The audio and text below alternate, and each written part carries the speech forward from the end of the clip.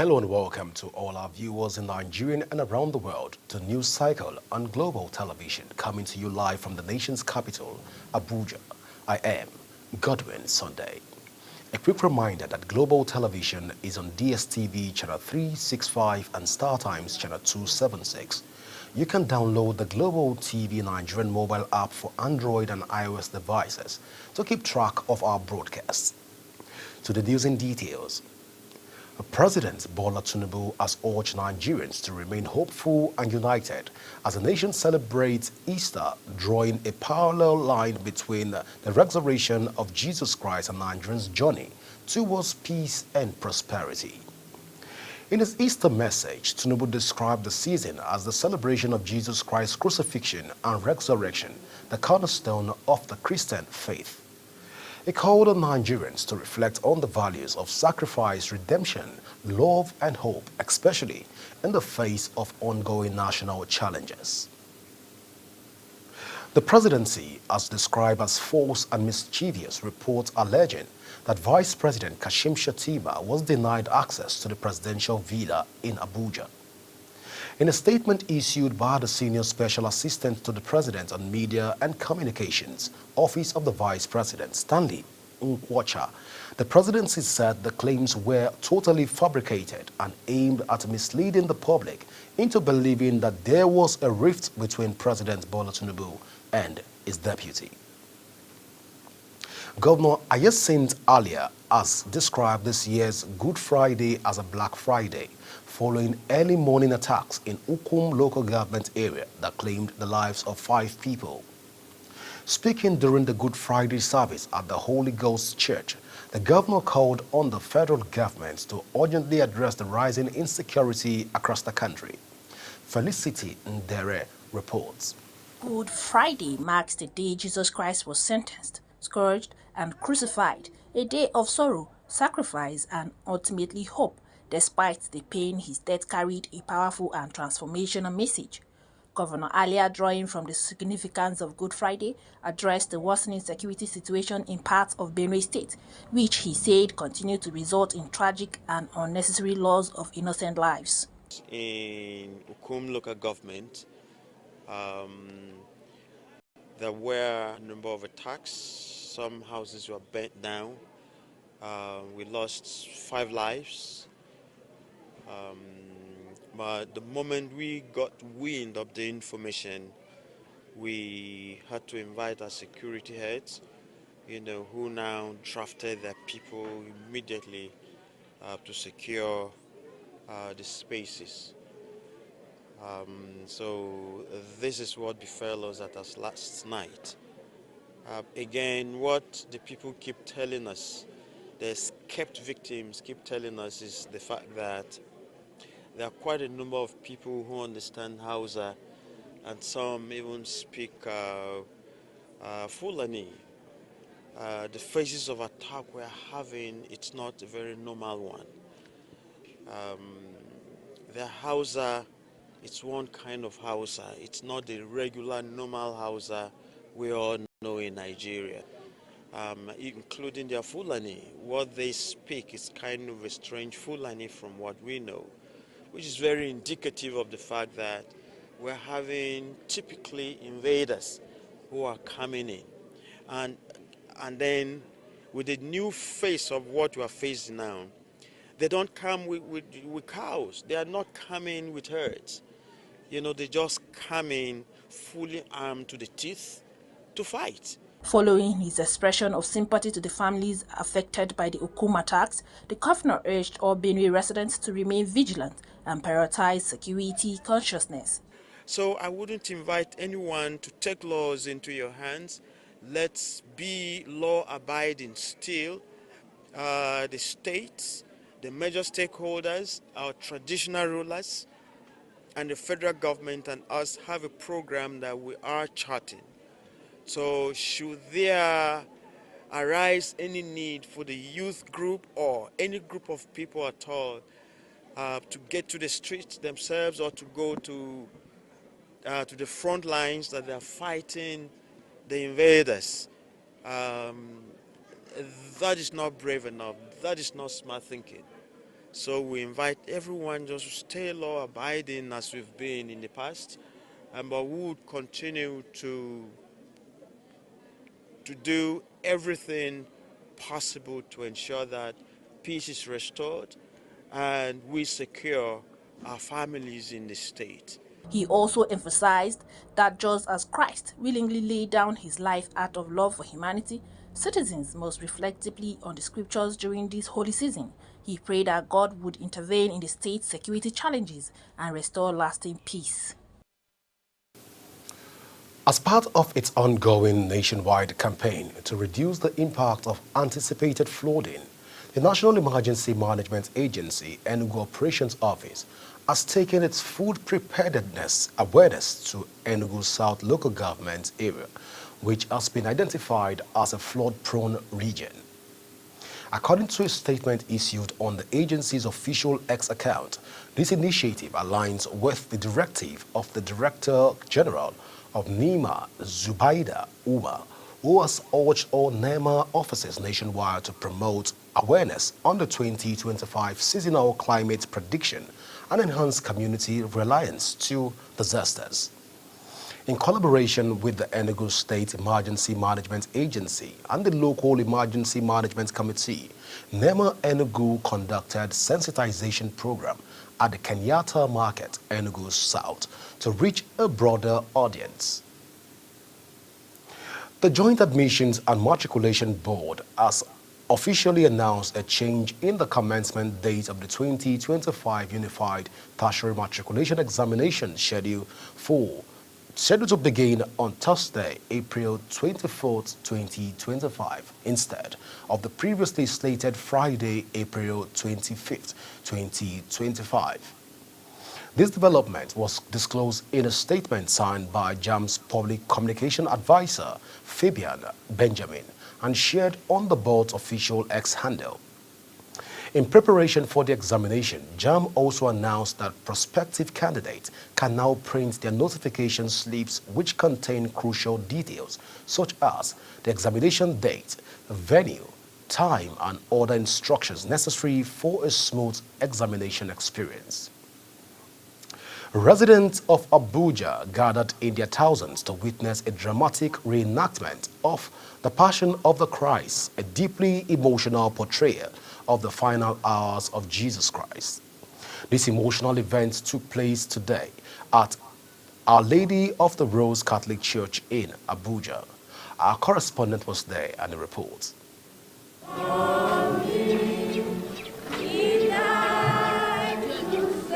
With Easter just around the corner, this vivid display in Abuja has not only told a story, but also stirred hearts, reminding all of the ultimate sacrifice and the hope that comes with the resurrection. It was a solemn yet awe-inspiring scene at Our Lady of the Rose Catholic Church in Garki, where actors took to the stage and streets, recreating the suffering, crucifixion, and resurrection of Jesus Christ. The Passion Play, organized by local churches in collaboration with faith-based organizations, drew spectators from across the Federal Capital Territory. This event was marked by prayers, worship songs, and moments of silence. Pick him up! Pick him up! God, you gave us. While speaking with journalists, His Grace Archbishop Ignatius Kaingama reels out the significance of Good Friday and calls on leaders to reflect on the lessons of the season. The agony he went through, the betrayal he went through, the cruel crucifixion he endured. He was treated like a criminal, and all that he did in order to save us and to redeem us. And those the society considered very low. Zacchaeus, a sinner, a tax collector, he associated with him. So he is showing us that leadership should be in. So we call on our leaders to be selfless in doing this. Once you have been chosen or elected or given an appointment, it's for the common good, it's for the service of the people. Many in attendance described the experience as life-changing. The significance of Good Friday is a date that death is recognized and life is recognized. Suffering, death, and life. So is very significant because it towards a clear understanding of what this life is. Life is not about gains.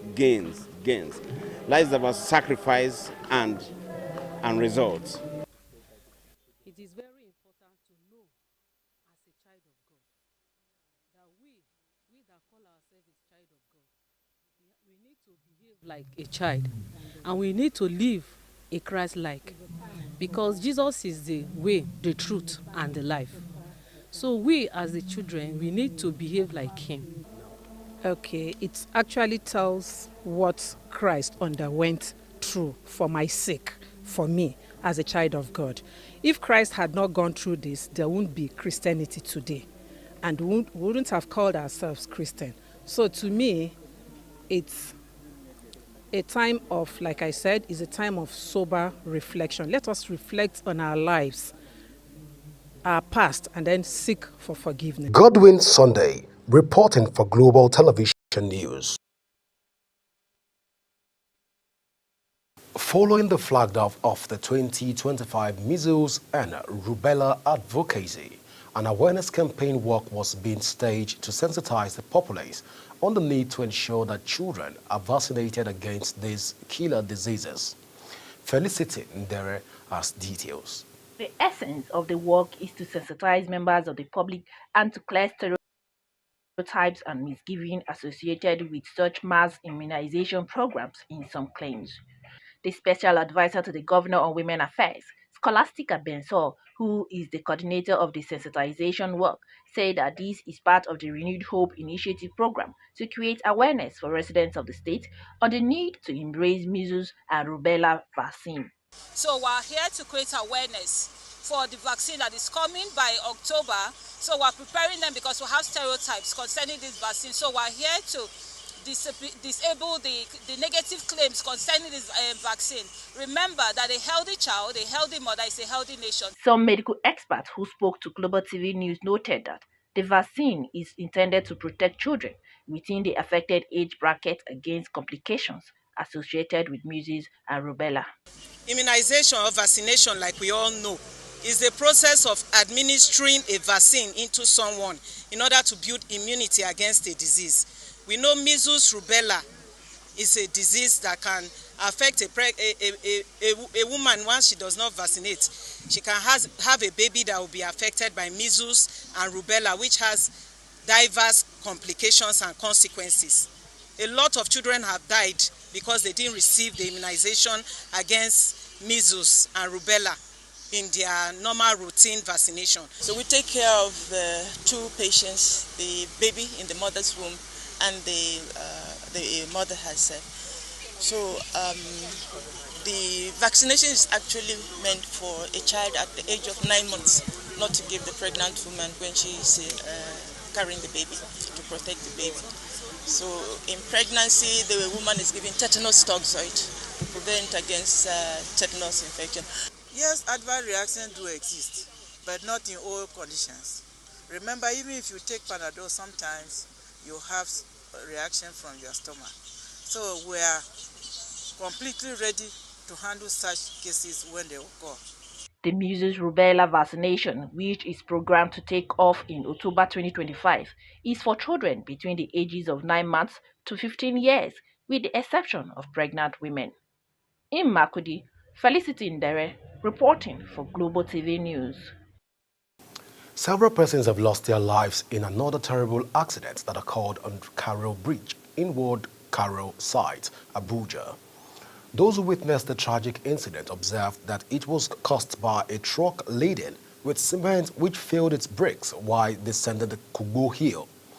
It was gathered that the truck driver, after crushing about several vehicles and their occupants, attempted to escape, but was intercepted around Carroll roundabout by commercial motorcyclists. You are watching the live broadcast of News Cycle. When News Cycle returns, Cardoso reaffirms CBN's commitment to monetary reforms. Details coming shortly, plus foreign and sports stories on the other side of this break. Please stay with us. Do you know that Global Television can be watched in Nigeria and all over the world? Download the Global TV Nigerian mobile app for Android and iOS devices to watch global television real-time from around the world. What are you waiting for? Start downloading and stay connected to global television.